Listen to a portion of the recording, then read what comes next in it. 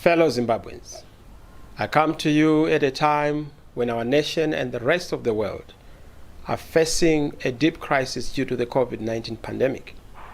To date, the world has lost 2.54 million people to the pandemic, and with 114 million people being recorded cases of infection. Our continent has lost over 100,000 lives, and we in Zimbabwe have lost over 1,400 people because of the pandemic. The last few months have been particularly terrible for our communities. I commend our healthcare workers and all those who are at the front line in this fight against the pandemic. All of us, and I mean all of us, have been affected by the pandemic due to the lockdowns and associated rules which have been imposed as part of the measures to curb the spread of the pandemic. We are not alone in this fight. Virtually every nation has had to respond to the scourge that has become an existential threat to humanity. However, it has reminded all of us that as members of the human family, we have shared vulnerabilities.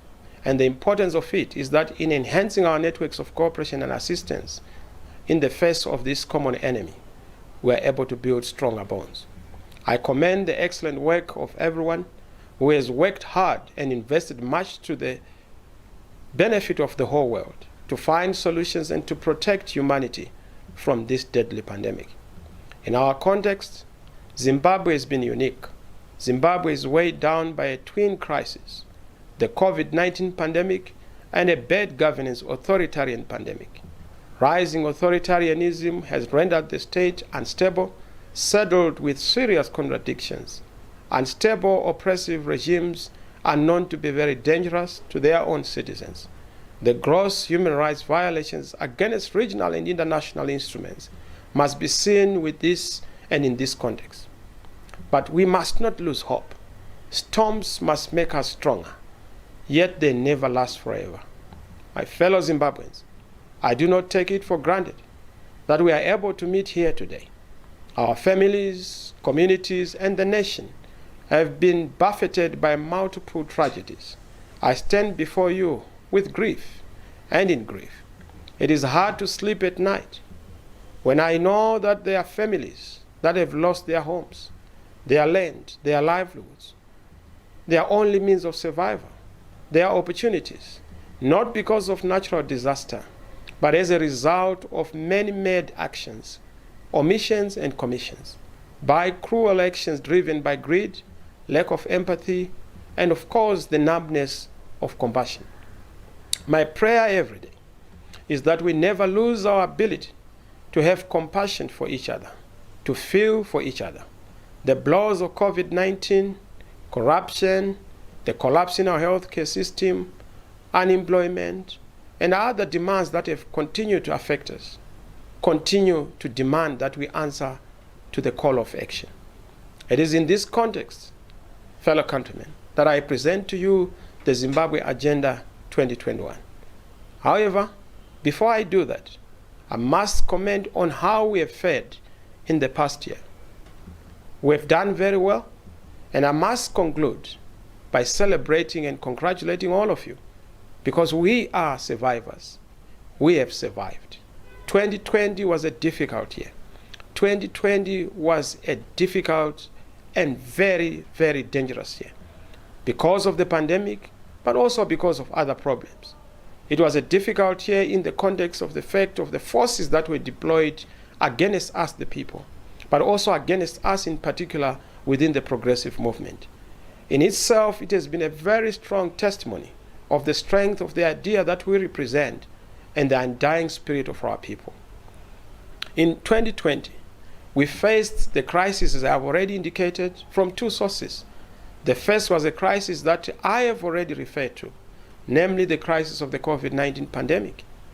The second crisis was due to authoritarianism and what I would term authoritarian consolidation by the incumbent, whereby the regime and the oppressors have embarked on a relentless assault and onslaught upon democracy and upon the People's Party.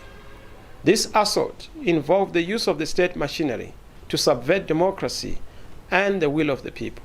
The oppressors have engineered the expulsion of our democratically elected representatives from parliament, from local authorities in the councils. In their place, they have chosen to unilaterally, illegally, and criminally handpick individuals, some of whom we defeated and were defeated in 2018 in the elections. And these were foisted and have been foisted upon the people. Our party headquarters was forcibly occupied, depriving us of that opportunity to continue to wage our struggle from our own home. The oppressors have also diverted our funding under the Political Parties Finance Act, giving it to its surrogates, their beloved little boys and girls, whom they hope will continue to help them on their stranglehold in power. The purpose of this was all to punish ourselves, the People's Party, for resisting the illegitimacy of the outcome of 2018 elections, which lacked credibility and acceptability. The oppressors have believed that by stripping us of our assets and entitlements under the law, they would dampen our spirits and break us down. This has not worked. It will never work. It will not work. It can't work. The Zimbabwean people are politically literate, they are politically advanced, and they are politically illuminated. And they know that this cannot be allowed to go past them. They can distinguish between right and wrong. They know that some of us are being used by the oppressor as a scheme to derail and weaken the people's struggle. While other governments were working hard to contain the pandemic, the oppressors in Zimbabwe saw it as an opportunity to restrict political rights. They have suspended by-elections indefinitely under the guise of fighting the pandemic. Therefore, while the oppressors were allowing the removal of people's representatives, they've also tried to close the channel for choosing their replacements. This has deprived the people of the opportunity to reclaim and correct the injustice by ending the criminal abuse of office, the blatant theft that we have seen.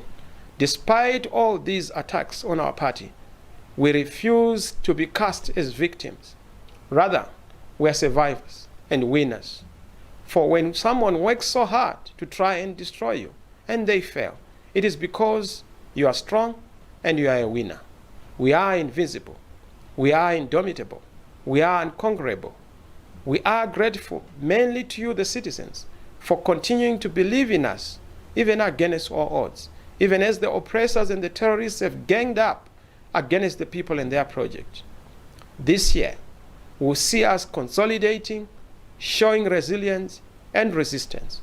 So in 2021, we will consolidate our position as a movement that represents the dreams, hopes, and aspirations of all progressive Zimbabweans. Oppressors have tried everything to decimate us, but we have remained solid, and we are humbled by the fact that your trust and confidence in us remains unshaken, remains unmoved. We do not regard those who have left us as losses, but as an important shedding off of the elements that impede and slow down our democratic struggle.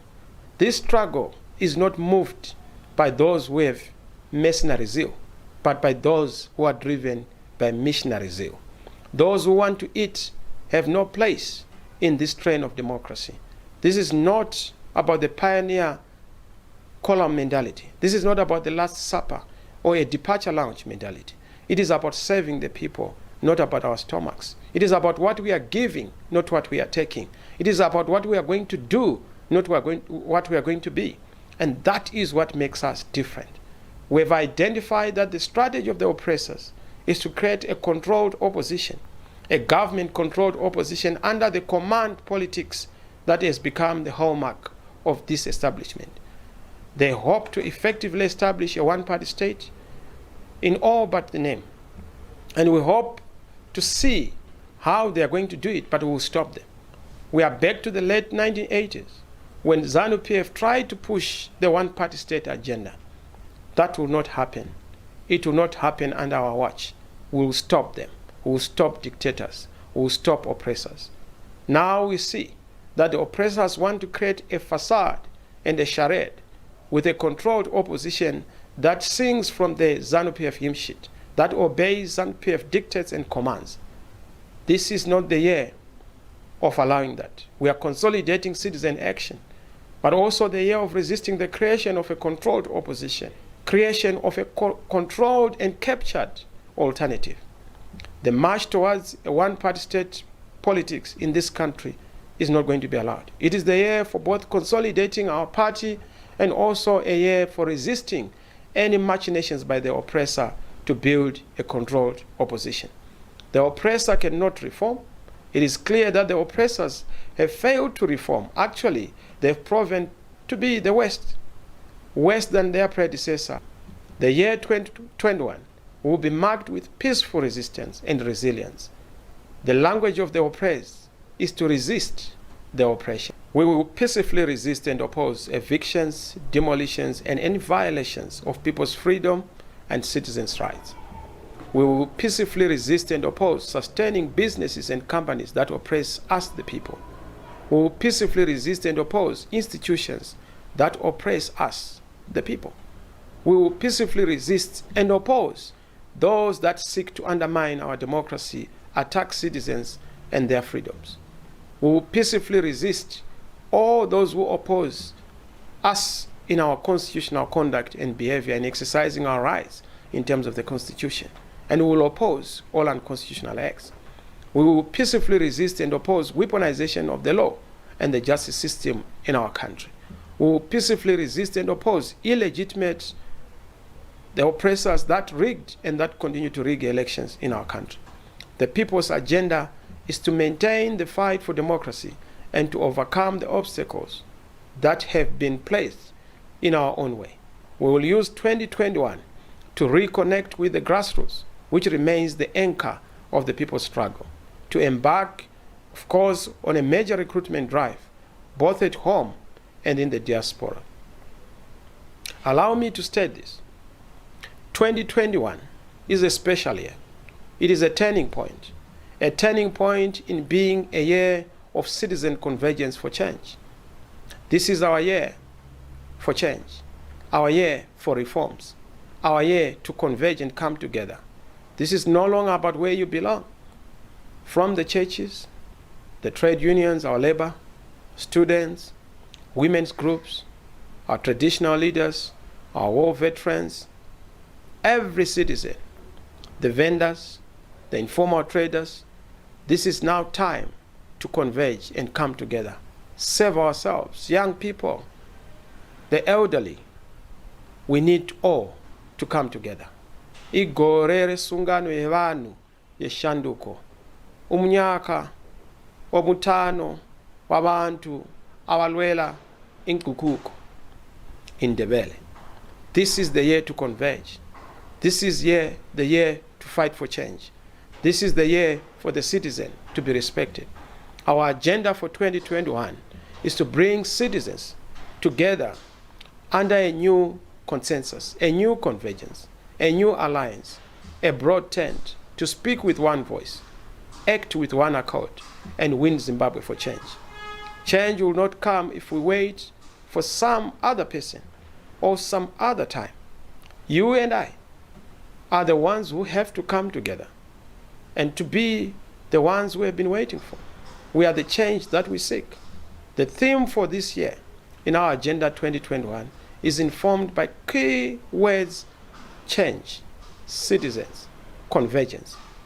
We are talking about reforms. The three concepts are in turn informed first and foremost by our strategic thrust to locate ourselves and our programming and the program of action with the people.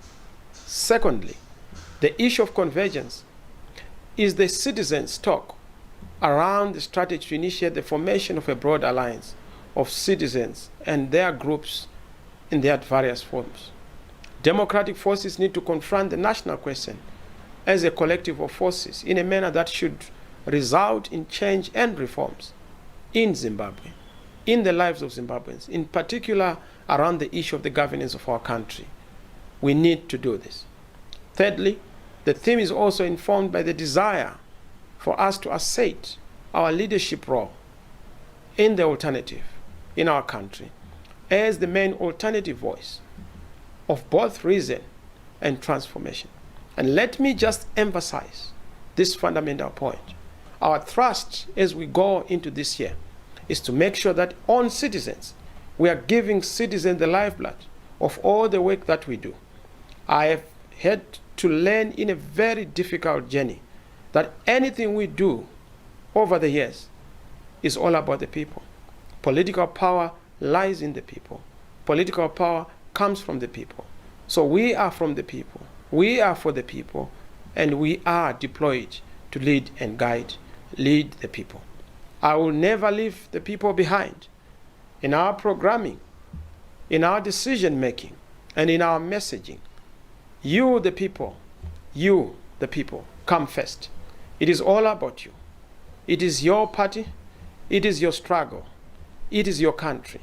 Together, we are able to come and build a great country, strengthen it as a force that is a force for change, not just in the region, but on the continent. And nobody is going to be left behind. And this is why we always ask you to join the movement and get involved. And this is why it is important for you to be the central actors in whatever we're going to do. The issue of convergence is also important. Unity and collective action and non-violence are our rallying cry, the catalyst for change in our nation. The MDC Alliance will lead the formation of a broad church of citizen groups, an omnibus of the progressive. All democratic forces need to come and confront the national question. When we demand accountability, we speak with one voice, act collectively, we are able to then become a formidable force for meaningful change in the lives of our people. This year, in our convergence, we will demand accountability. Accountability in governance, accountability in policy making, accountability in oversight roles in parliament, accountability in local communities, in our local authorities. I must emphasize the importance of change. Democratic and transformational change lies at the core of who we are. Reforms are important. A people's government is basically the substance of a real change. A real change means taking what is broken and creating something new. We are the alternative voice, an alternative government. And for this great nation, we are there to present an alternative program. The party will, through our active citizen engagement and participation in consultation, achieve the complementary goals of winning elections, attaining state power, and transforming our country to be one of the strongest, not just on the continent, but in the world. This we can do. This we shall do. And this we will do. There are 5 key areas of focus for 2021. And these are as follows. Number 1, the people's agenda. Number 2, the citizen national agenda. Number 3, the reforms agenda. Number 4, the government agenda. And of course, 5, the global agenda. So that gives you the 5 core issues that we are going to be pushing. People's agenda, the citizen agenda, which is the national agenda, our reforms agenda, and the government agenda, and the global agenda. These 5 core issues are very important because they define where we are going. They define the content and substance of our struggle. First is the people's agenda. And on the people's agenda, we are refocusing our fights as a means to mobilize and energize the base, reassert our leadership role as an alternative government, building a mass-based people's party through recruitment, mobilization, mobilizing resources, strengthening the party as an institution administratively, technically, to make sure that we are ready to fight an electoral fight in the near future. We need to execute the struggle to its logical conclusion. We need to make sure that we are able to build a strong movement that is energized at the base, that is able to build a very strong and formidable show to give Zimbabweans a fighting chance. This can only happen if we invest in the grassroots, we invest in communities, we invest in the people at a local level. We will lead in our communities, we will lead community daily struggles, we will lead because that is where the party must be domiciled. I must emphasize that on the people, we have the agenda for the young people. As you are aware, Zimbabwe is a young nation in terms of demographics. Nearly 70% of the population is under the age of 35, which is the maximum youth age under our constitution. However, young people remain on the fringes, the margins, and peripherals of the political and economic spaces. We're not going to pretend that we know everything about the challenges that young people are facing. We will not assume or work on assumptions that we all know the needs and expectations of the young people.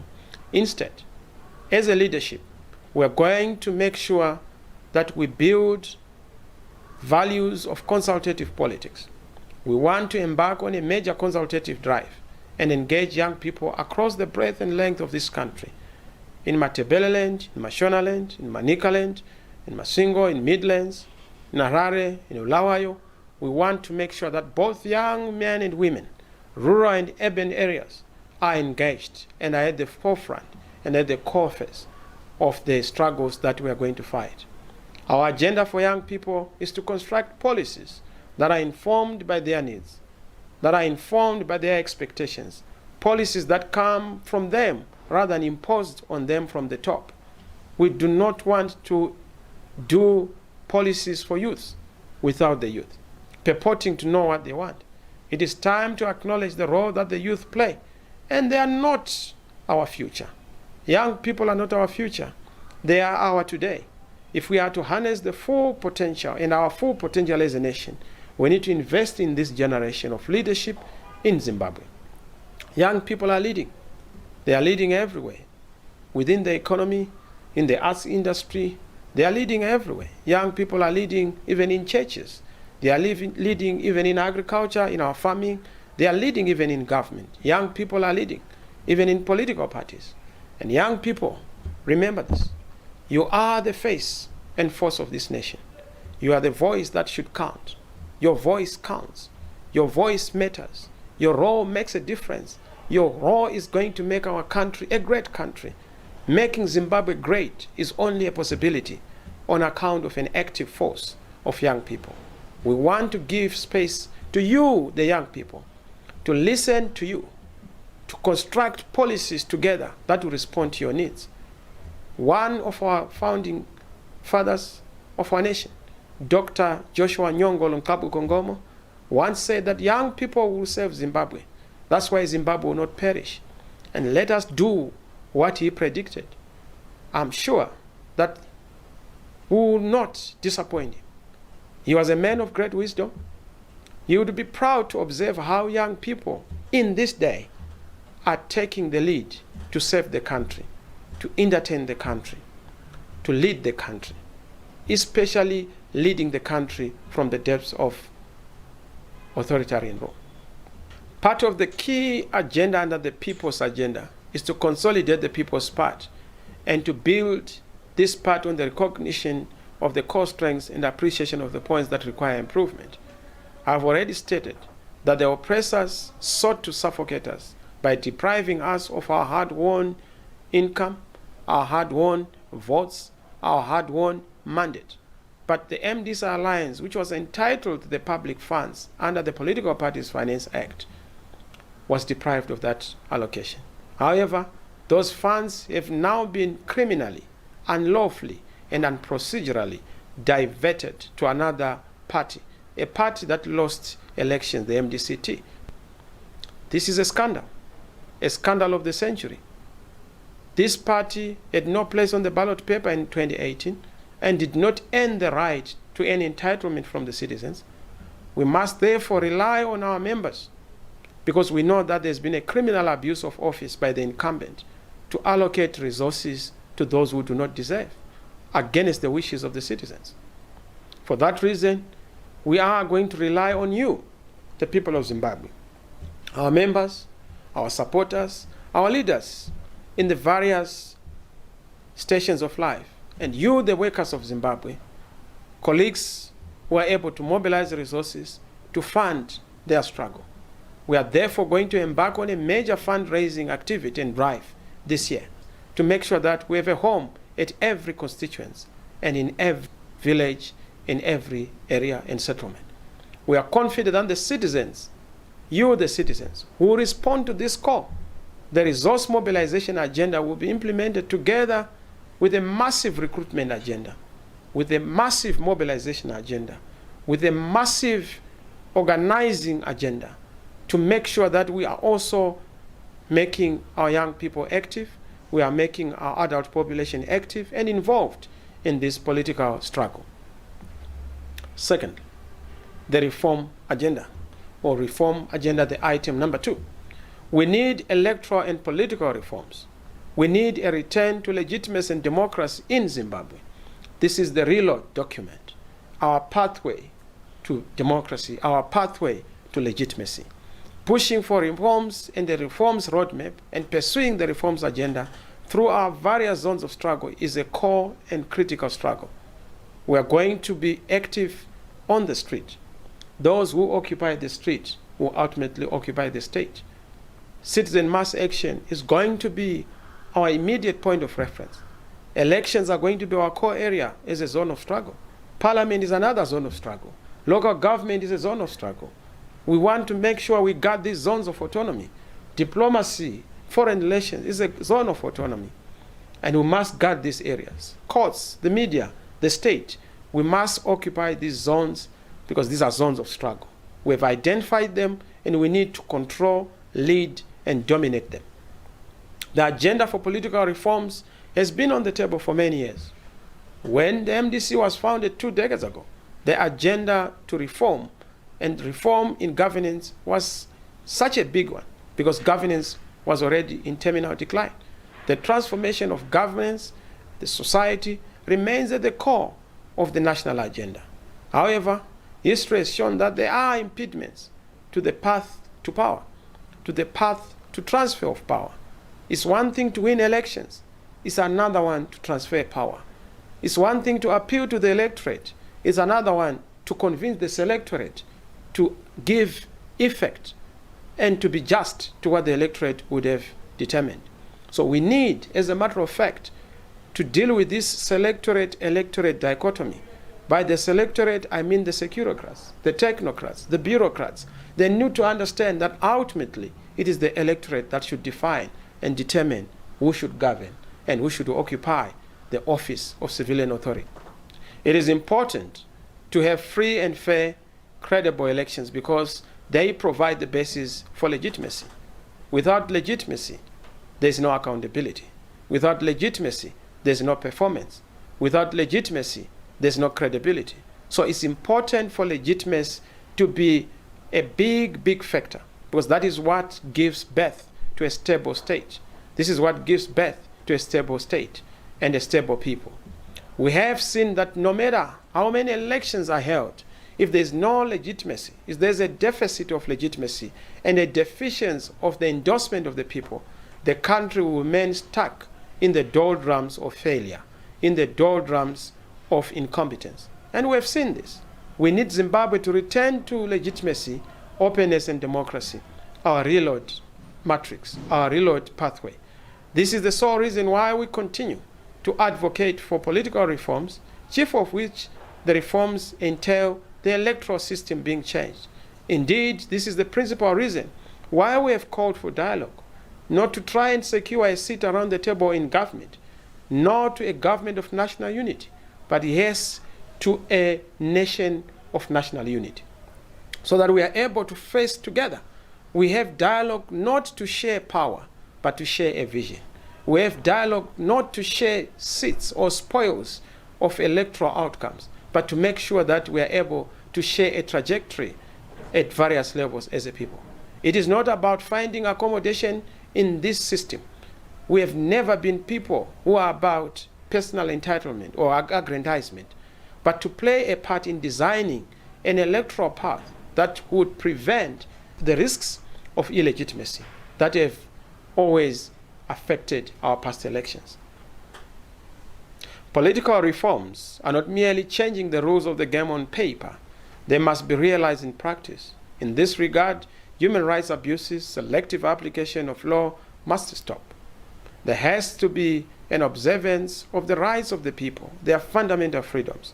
There has been a spate of petty arrests, detentions of political activists, human rights defenders, journalists in recent years, all of them being based on frivolous and spurious grounds.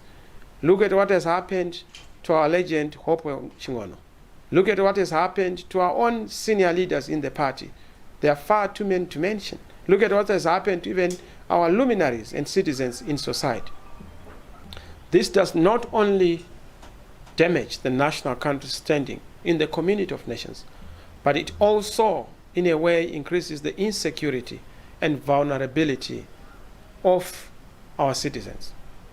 We must say, in order for this reform agenda to be concluded, we focus on asserting the Zimbabwe's big 5 most urgent fights.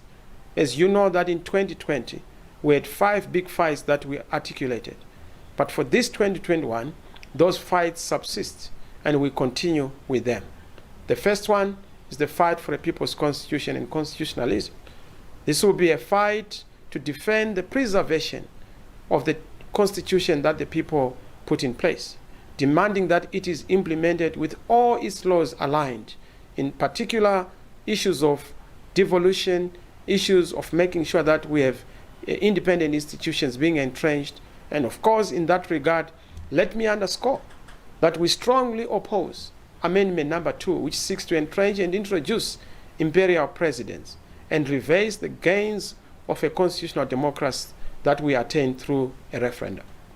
We will demand and oppose this executive culture of wanting to impose a tyrannical system where we have a big man instead of a big institution, where we have one man instead of having a one nation.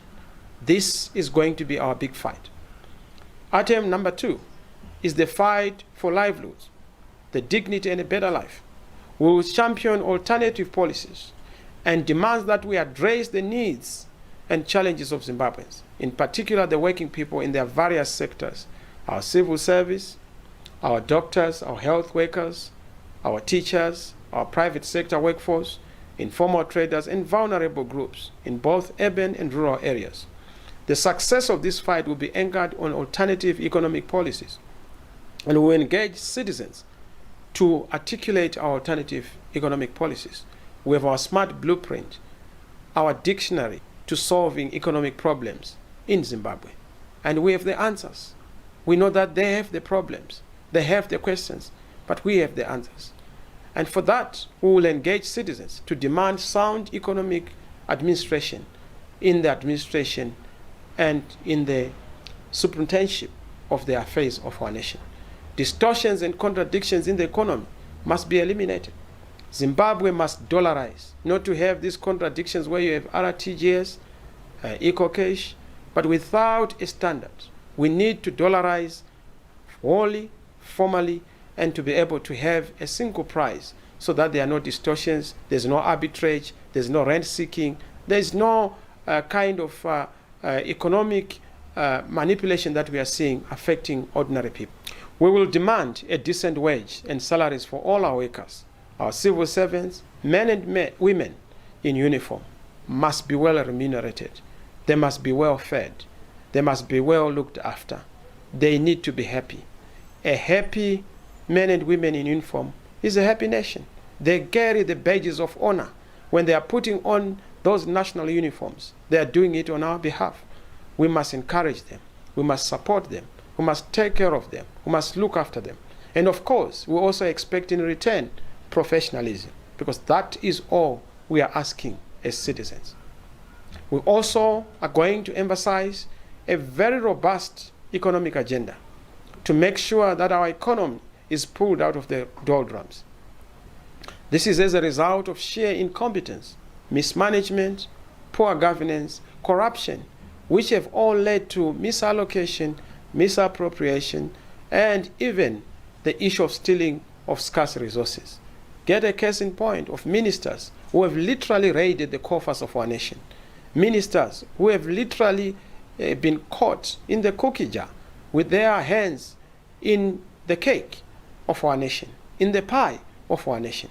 The national cake is increasingly being privatized into the hands of cartels, and that the cartels are associated with a particular political party, particularly ZANU-PF, is a fact.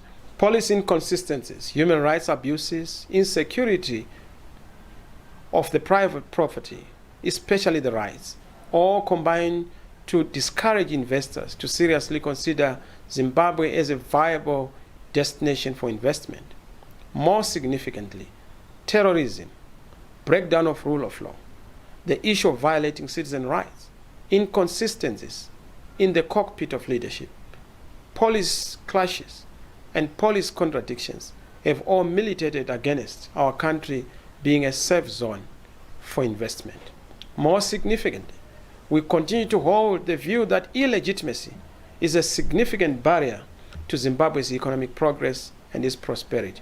As long as the oppressors suffer from the legitimate deficit and a deficiency of credibility, the country will continue to struggle to attract serious investors.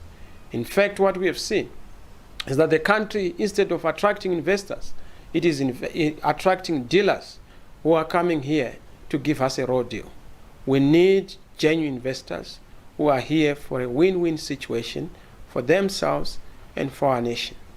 To make economic progress, we must all resolve our political questions, tick all the boxes that have affected our country's perception in the family of nations. We must have political reforms that will facilitate legitimate electoral outcomes. We need to make sure that at a substantive level, the ballooning national debt remains a significant albatross on the economic recovery and must be dealt with. We have been in arrears regarding the external debt for nearly 2 decades, making it extremely difficult to access support when we want to get that support. It is in the short term and very expensive in terms of what we want to see. This is unsustainable. Our economic plan involves comprehensive measures to negotiate our way out of these areas. However, we have repeatedly said this. Our national case is made stronger when we resolve our political questions and challenges. When we resolve that, we will be able and will be in a better position to plead for better terms and even deal with issues of debt and be able to start afresh, even in debt forgiveness, as it is under this oppressive system and oppressive regime that has shown kleptocratic tendencies. Our creditors think that any deal is akin to throwing a man down a bottomless pit. We must reform politically, and that is what we intend to push for.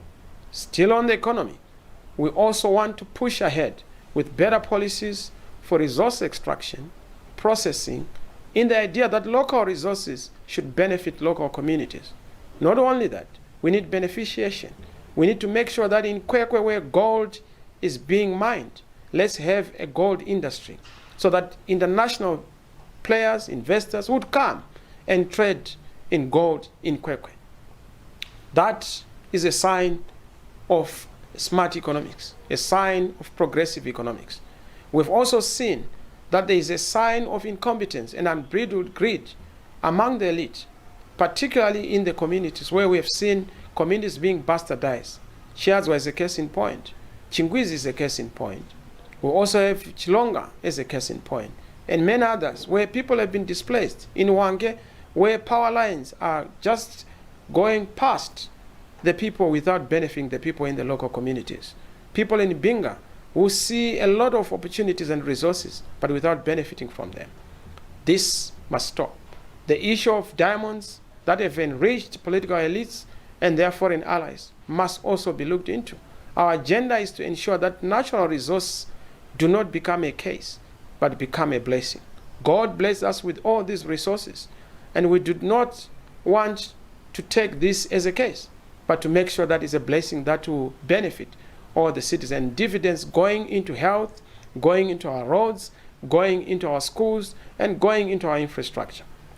We will continue to resist the mortgaging of our country and its resources in return for odious debt and in return for benefit by a few. 3, the fight against corruption. Corruption is killing us. Corruption is killing you. Corruption is killing us. Oh, we have seen the disadvantages of corruption. No nation succeeds when its leadership is corrupt. As you know, a fish rots from the head. Corruption starts at the top. And we have seen that there is no interest for corruption to be dealt with at the top. If anything, the fight against corruption is being turned into a political scheme to fight and settle scores with opponents. It is being turned into an affair where the big fish are frying the small fish. It is being turned into an affair where the top guys are going after the bottom guys. That cannot be allowed. The people have a right to a corruption-free and an uncaptured state, uncaptured institutions. We do not want a captured judiciary. We do not want a captured parliament. We do not want a captured cabinet. We do not want captured ministers. We do not want captured independent commissions so that they are dependent, independent commissions. We need to make sure that we deal with all these problems. Cartels must fall. We don't want cartels that are destroying and ruining our nation. The eviction of villagers for commercial cronyism must also end. The victimization of villagers, the victimization of Zimbabweans and citizens is something that must be resolved. Elite state capture must and shall be dismantled. The level of corruption in the country has reached alarming levels and is sounding very, very high. The decibels of insanity and corruption have gone to levels that are unimaginable. The cancer has now permeated the whole board politics. It is almost like people are singing a national hymn in corruption. This must be dealt with. The rotten pinnacle, which is at the state, going right to the lowest ranked employee in government, is something that must be dealt with. It has even permeated the private sector and even the church. All sectors of our society, we must deal with this cancerous corruption.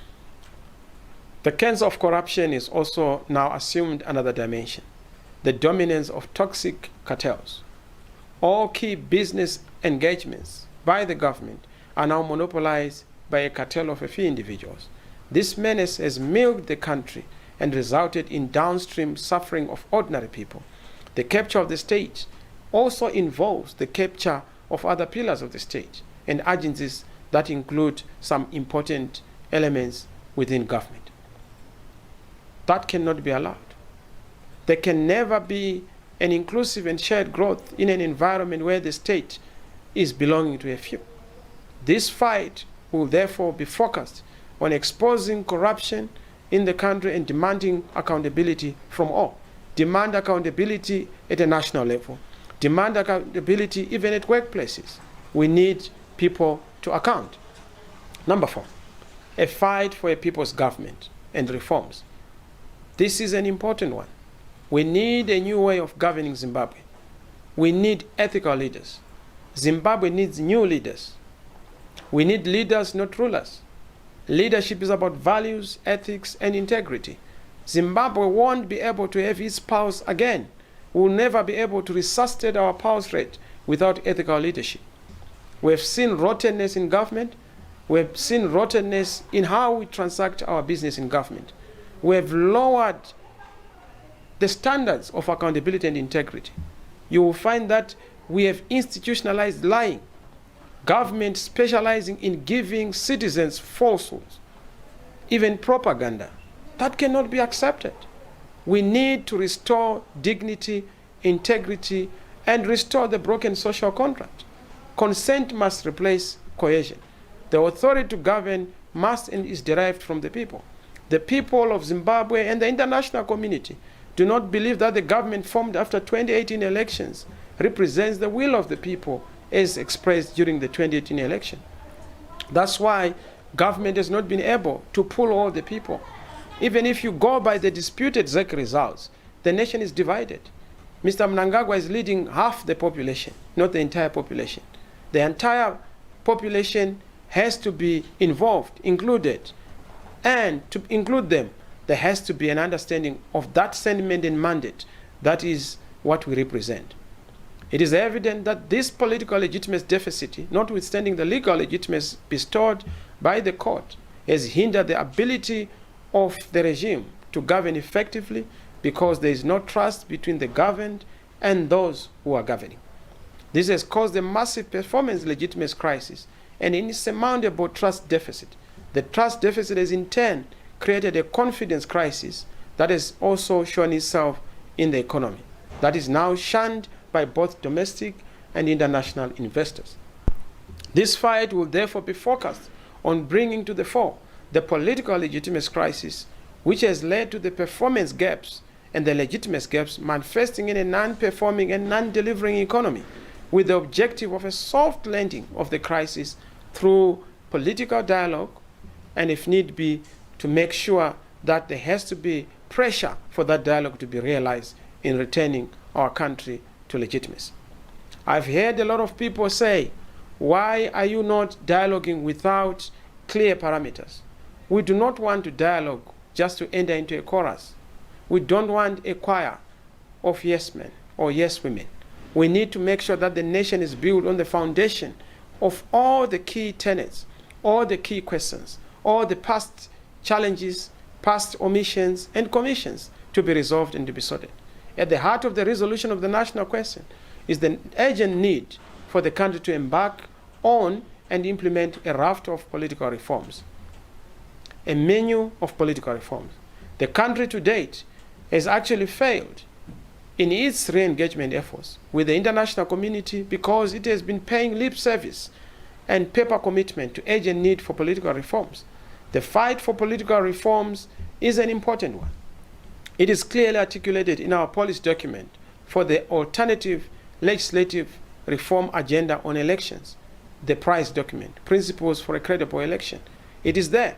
We have given it to those who care to listen, to those who are also in government, to our colleagues in ZANU-PF, to the civic society, to the international community. This is our humble submission on what we are supposed to have as the nature, character, and extent of reforms. This is important. It's an area of reform and it's very important. Last but not least on the reform agenda is number 5, the issue of the people's rights and freedoms, the security of person, the rule of law. Zimbabweans need security. Zimbabweans need not to be afraid of their government.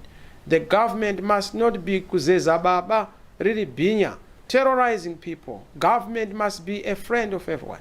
Our police officers must be sanctuaries of refuge. Our soldiers you must, when you see them, see a doyen of our security, of our comfort, of our protection and our preservation. There has been a marked deterioration in the respect for people's freedoms and rights. Why would you have police officers moving around with baton sticks? That is antiquated. That's Stone Age.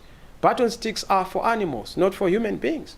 Why should you smash windscreens for combis? If you have problems, if they have committed offenses, just arrest them and let the law take its course.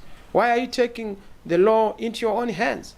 The hands of police officers are not the law. The hands of police officers are not courts of law.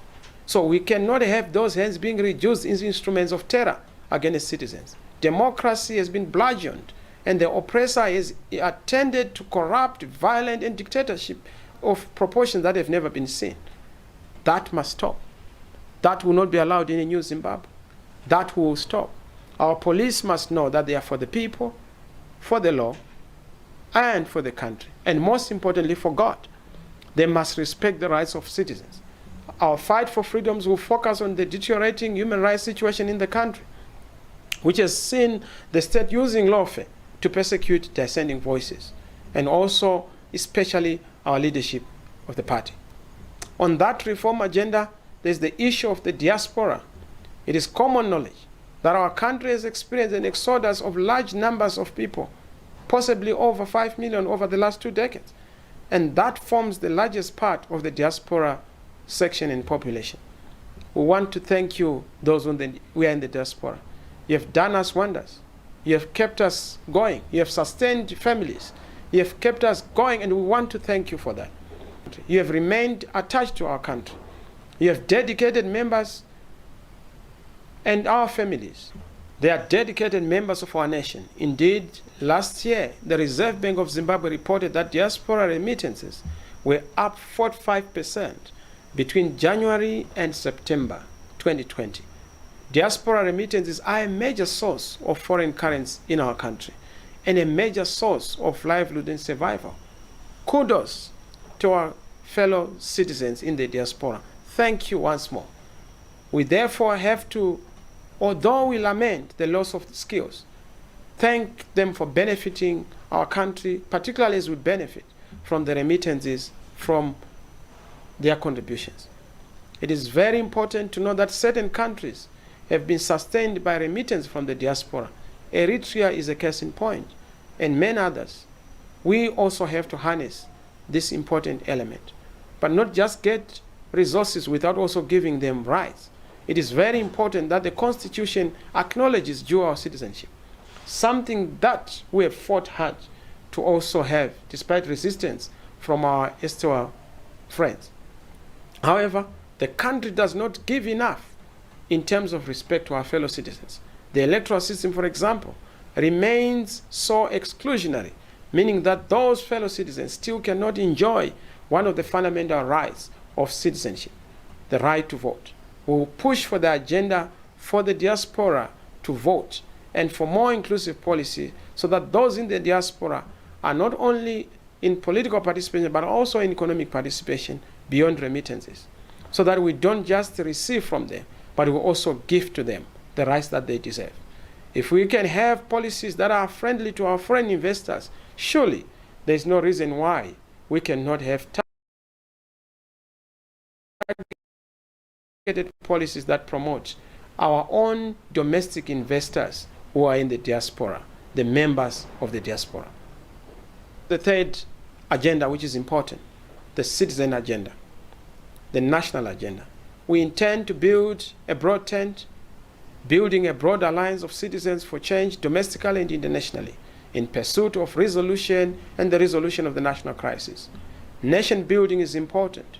It's important for us to be nation builders, to be transformers, to make sure that we build a vision, a collective vision, not one vision, like what we have had, Vision 2030. It's not a vision, it's Division 2030, because it only but captures the imagination of one side of our population. We need an inclusive process of nation building, of visioning our country, a collective process, so that we have a one-team approach, a one Zimbabwe approach, a vision Zimbabwe approach, a new consensus, a new convergence of all citizens, an intergenerational consensus. Right now, there is a lot of suspicion between generations. The young generation is treating the older generation as the perpetrators and as those who have deprived us of opportunities. The older generation is treating the younger generation as stakeholders, as people who are never to be trusted.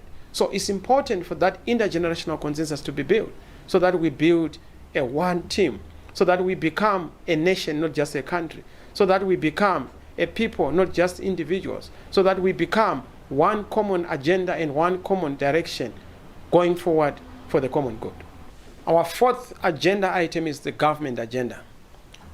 We need to show our readiness and preparedness to govern. We have shown that.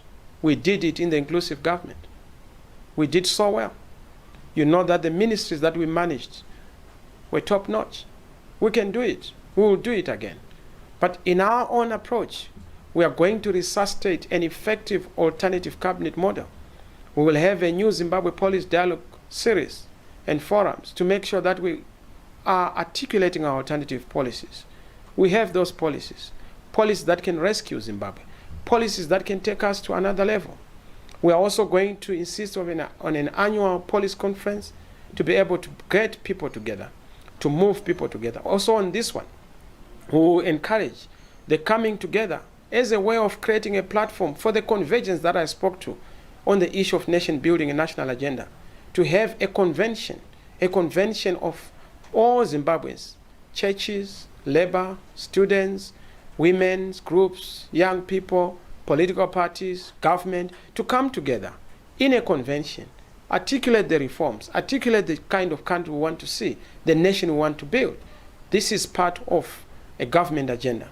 We will also have a legislative agenda in parliament, local government agenda that speaks to those zones of autonomy.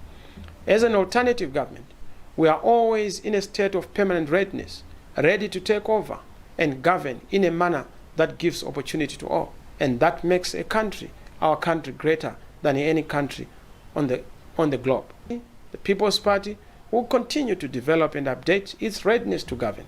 We will also unveil our new Zimbabwe blueprint, which is basically an articulation of what we promise and what is entailed, what we commit to in a new Zimbabwe. We'll be rolling out the new Zimbabwe policy dialogue programs, as I've already indicated. We'll strengthen our alternative cabinet model, and we'll also have our smart policies reviewed and revised, updated. And this is an ongoing agenda, which we must show and demonstrate through performance in formal theaters of power, such as parliament and local authorities, that indeed we are ready to govern. A combination of the two pandemics, authoritarianism and COVID-19, has impacted on our activities on both platforms over the past year. The pandemic has led to the closure of these formal theaters, reducing their effectiveness. However, in the case of local authorities, and I must emphasize, the problem is actually a system of government. The capture of local authorities by central government is a big problem.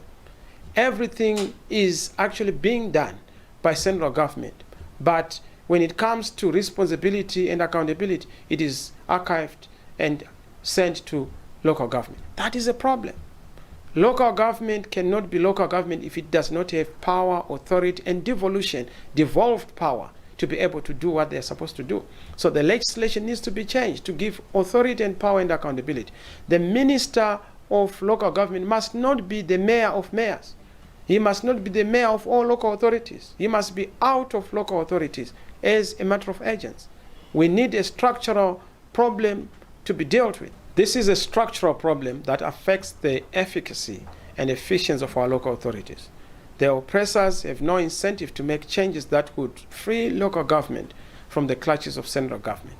This explains why the fight for change at the central government level remains the foremost objective in the people's struggle for change. As part of our work regarding government, we are going to raise the level of resistance to any proposed unilateral changes to the Constitution that are retrogressive. We have to ensure that the Constitution is upheld, respected. We can't have constitutions without constitutionalism. We can't have a Constitution that is not respected in terms of its terms and values. We can't have a Constitution that is not implemented and that is not honored. The attempt to change our very young Constitution is retrogressive because it reverses the gains that the people made when it was adopted. Oppressors would want provisions that have not been implemented not to be put in place. We are going to lead and resist an amendment to the Constitution that is unilateral, reactionary, counter-revolutionary, and retrogressive. In fact, we want alignment, not amendment. The last and important agenda is the global agenda. 2021 must be and we will be a different one because of the steps we are going to take to make sure that we define the future of this country. It cannot and it will not be business as usual. At all times, you know that we've been guided by our vision to dismantle autocracy, achieve democratic change in transforming Zimbabwe to a sustainable, just, prosperous, God-loving, God-fearing, ethical and democratic state. We believe in both internationalism and Pan-Africanism. We are part of the family of nations.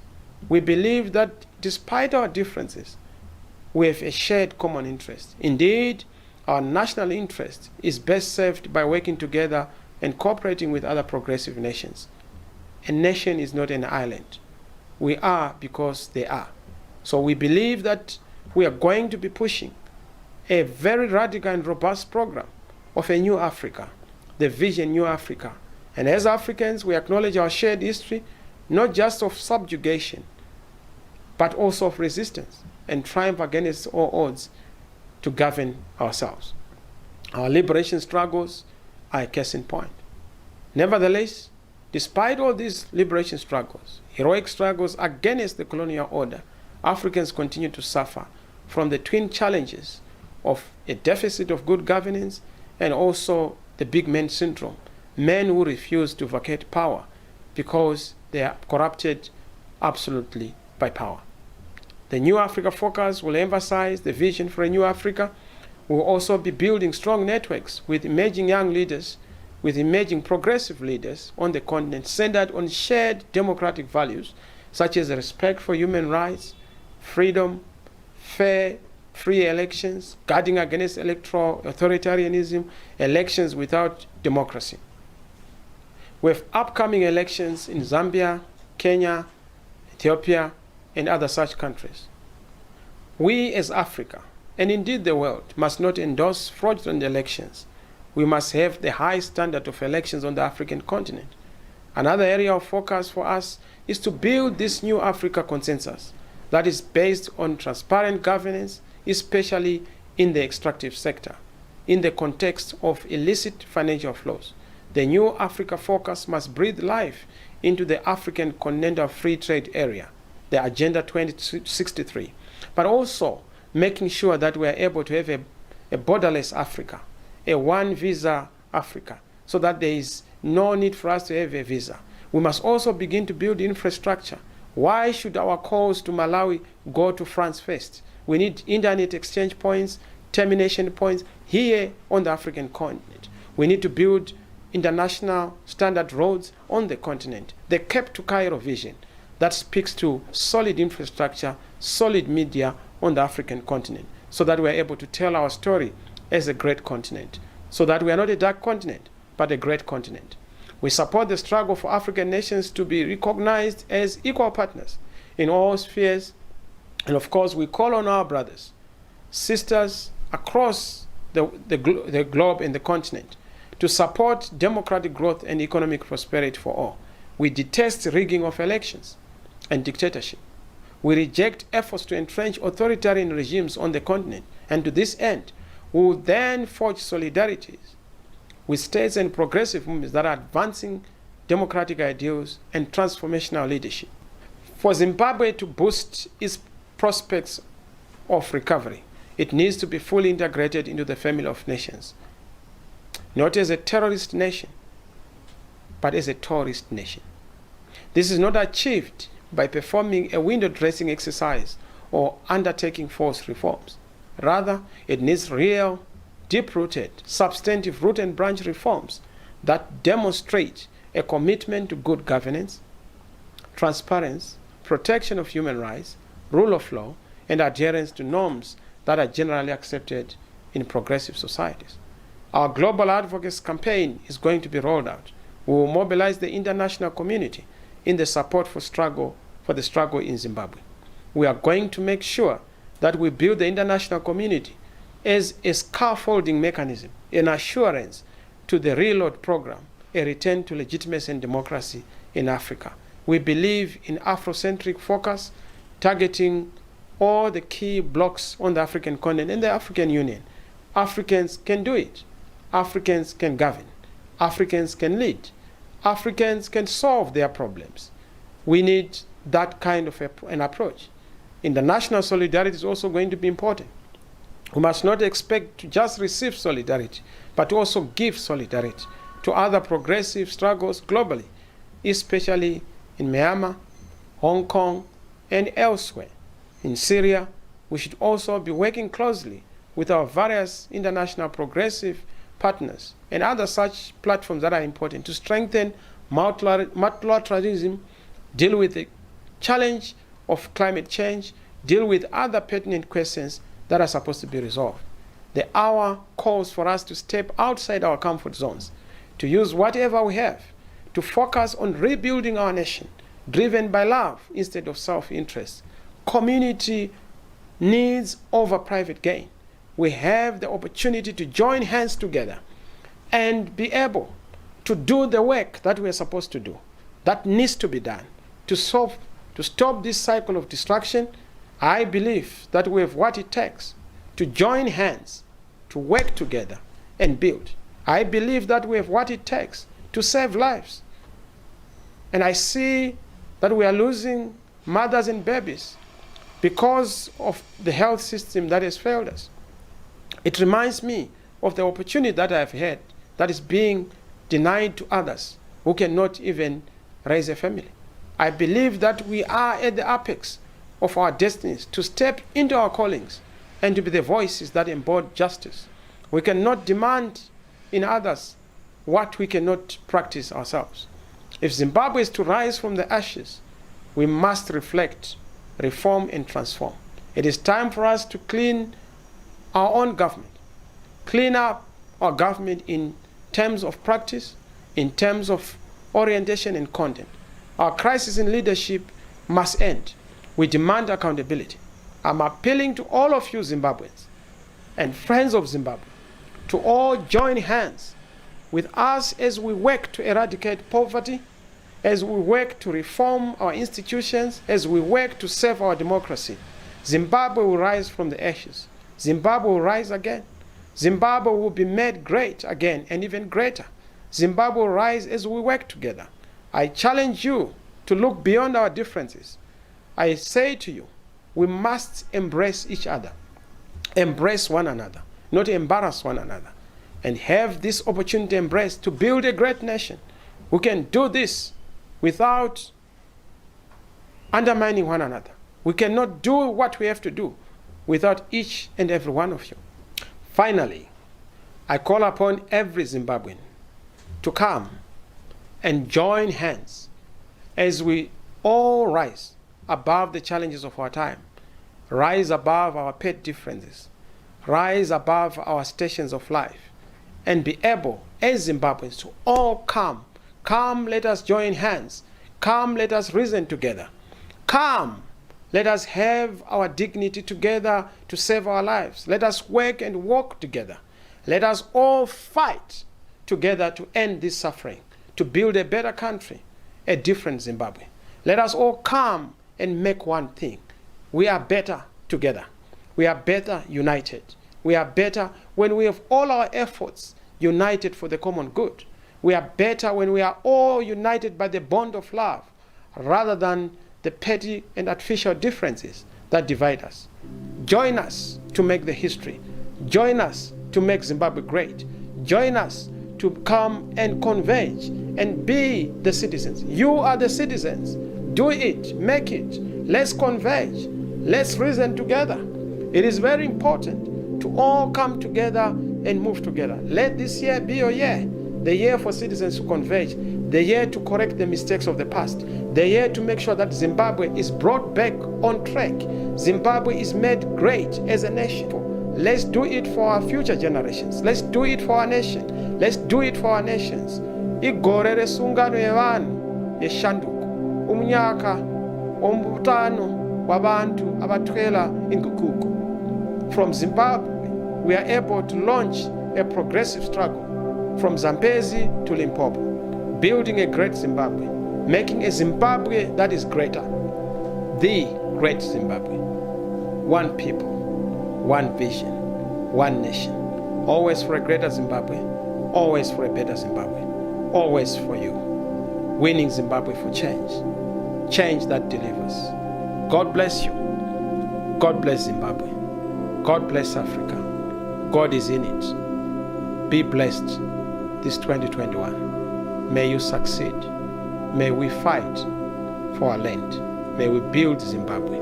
May we unite to make Zimbabwe greater again. God is with us, and God will take us there. We are able. You are able. Let's do it. I thank you.